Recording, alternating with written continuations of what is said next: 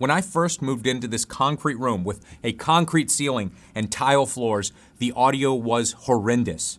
All right, this is an audio check, 1 2 1 2. Now, I've gotten this room to sound this good because I have added so much soft stuff on basically every single wall in this room. I have curtains on both of these walls. I have sound blankets on walls that you can't even see. I even screwed a sound blanket into the ceiling above me just so that I could capture sound bouncing off the ceiling as well. Now, the only wall in this room that I haven't touched is the one right behind me here. And the reason why I haven't touched it is because I need it to look good for this video. However, I was recently at Costco when I saw these acoustic panels and I thought, well, those actually look kind of nice and they're pretty cheap. I could put those on the wall behind me. They would look good and they would make this room even quieter. Now, you may think my audio sounds great right now, but I can hear a little bit of echo in this room and I hear this one super annoying resonant note. And listen to this.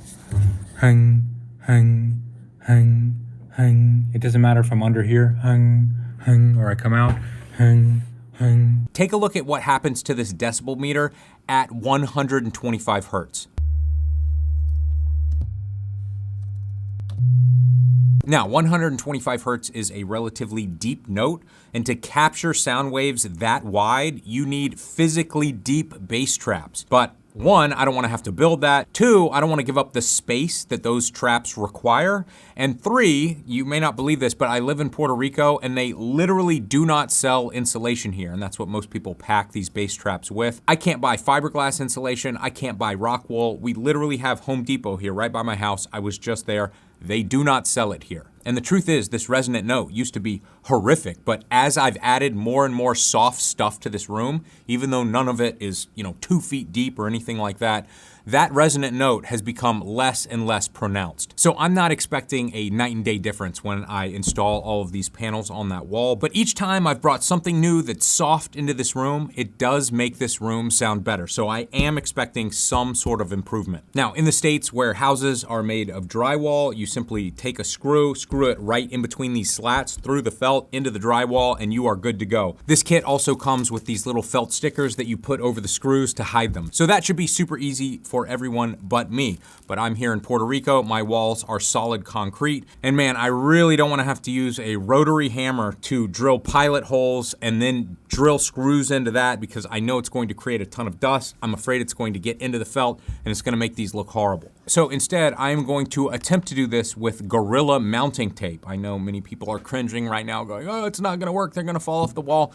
If that's the case, I do have the ability to screw these into the wall as well. I have seen some people online using glue on the back of these. My worry with glue is one day when you want to take these down, the glue is going to remain on the wall. And if you just want to paint over it, you're going to be able to see these glue marks everywhere. I'm hoping tape's going to work.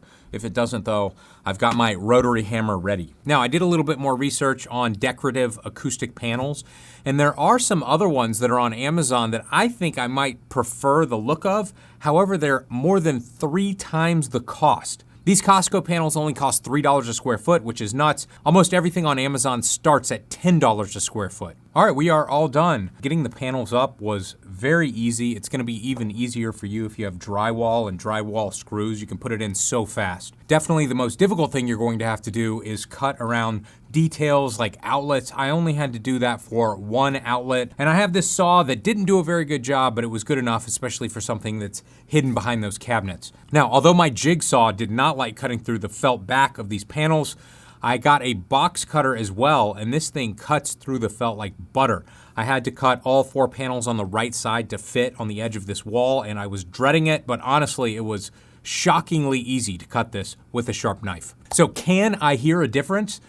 Absolutely, I can hear a difference. I'm not sure if you're going to be able to on camera, but just sitting here right now talking, it is far less echoey in here. This is an audio test. This is an audio test.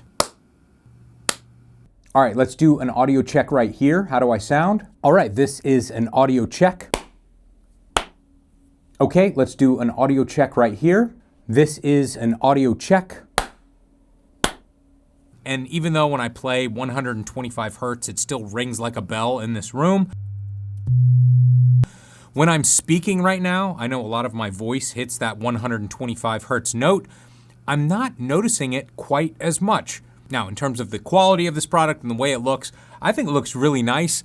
My set here looks a little dark. I think it may need another light on that background now, but overall, I think it looks nice. It definitely changes the vibe of this room, and most importantly, it has cut down on that echo just a little bit more. It took me right around 5.5 boxes to do this, which cost right around $300, which in my opinion is a steal. Well guys, hopefully you enjoyed this video. If you're watching this trying to decide if these panels are right for you, I highly recommend them. I cannot believe how affordable and how nice they are.